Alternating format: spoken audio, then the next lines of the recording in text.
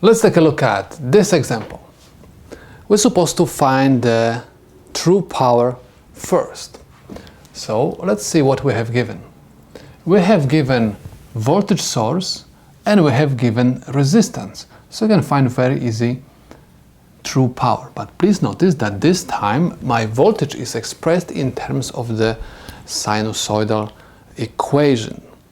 Okay, so it means that I have voltage peak. Okay, this is my 70 volts peak. So I'm supposed to write that true power is equal to 1/2 voltage source raised to the second power over the resistance, which is equal 1/2, and I have voltage source is equal 70 volts raised to the second power over the resistance 9 kilo ohms. This is equal 272.22 milliwatts. Okay, so this is the true power in my parallel RLC circuit. Next, we're supposed to find the total reactive power. In order to do so, I'm going to find first the angle theta for my Z total.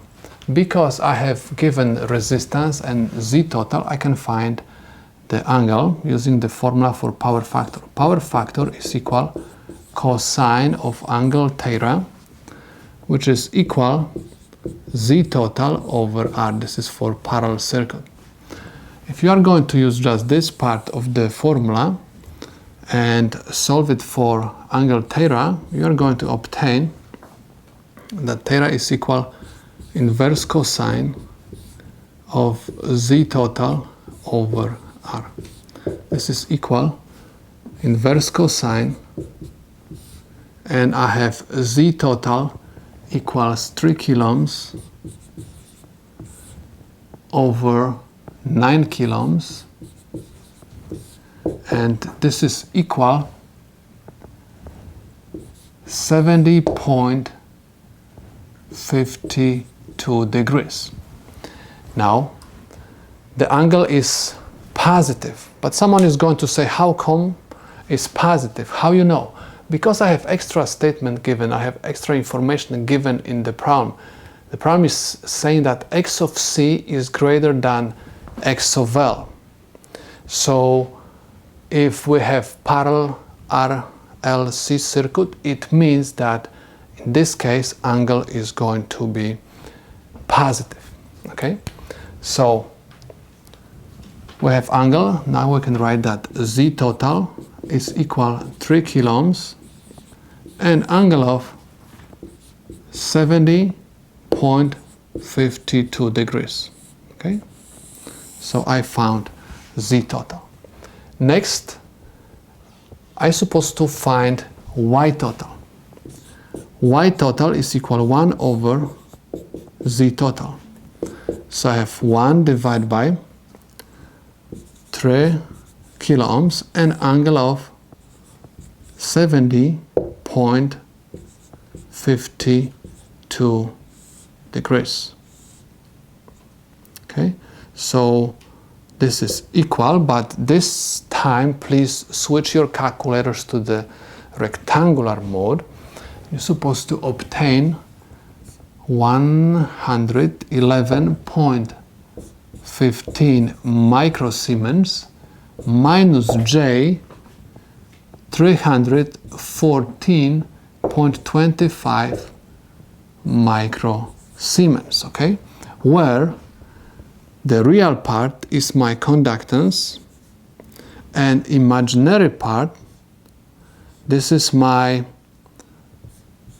inductive susceptance because I have negative J, and at the same moment this is nothing else, just my total susceptance. Okay, because I found Y total in rectangular form, so the imaginary part, right, is nothing else, just the total susceptance. So if I have total susceptance and I have voltage source, I can find the reactive power. So Q total is equal, I'm supposed to use 1/2 because I'm dealing with the peak voltage, times voltage source raised to the second power times B total. Okay, so this is equal 1/2 voltage source equals 70 volts raised to the second power times B total 314.25 microsiemens. This is equal 769.91 millivolt ampere reactive. Okay, so this is my Q total. Next, we're supposed to find the power factor. Power factor is equal cosine of angle theta, where angle theta is the angle which I'm going to always keep next to Z total. So far, we know that angle next to Z total is equal what? 70.52 degrees positive. Okay, so I'm supposed to simply write this angle over here. So I have cosine of angle 70.52 degrees. This is equal 0.333 lag. Lag because my angle is positive, right? In this circuit, the current is going to lag the voltage source by angle of 70.52 degrees. Next, I'm supposed to find the series equivalent circuit.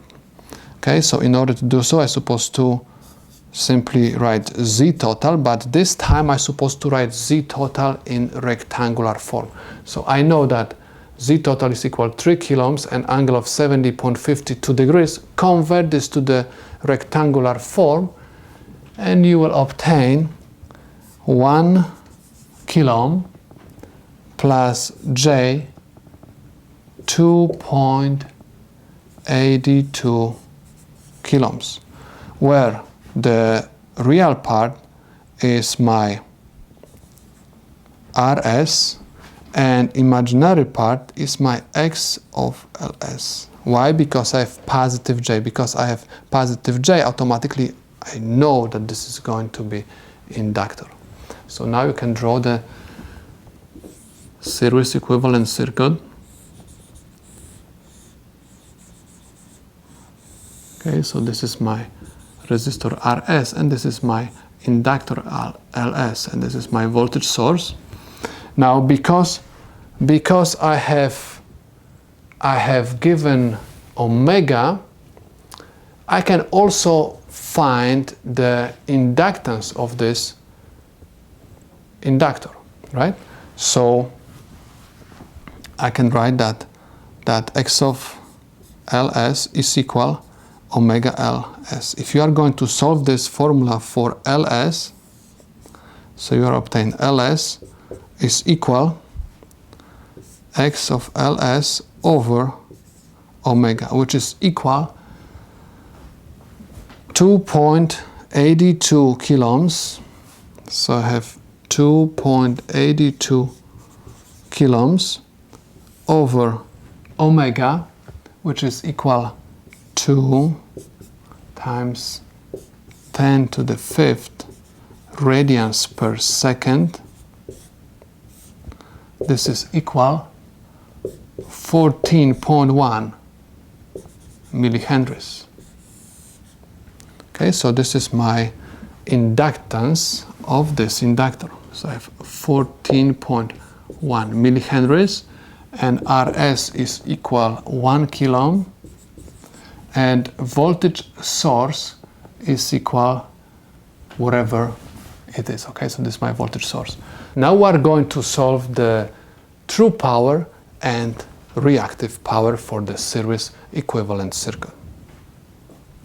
In order to find the true power and reactive power in my series equivalent circuit, I'm going to find total current first. So I have I total equals voltage source over Z total. This is equal 70 volts over Z total, which is equal 3 kilo ohms, and angle of 70.52 degrees.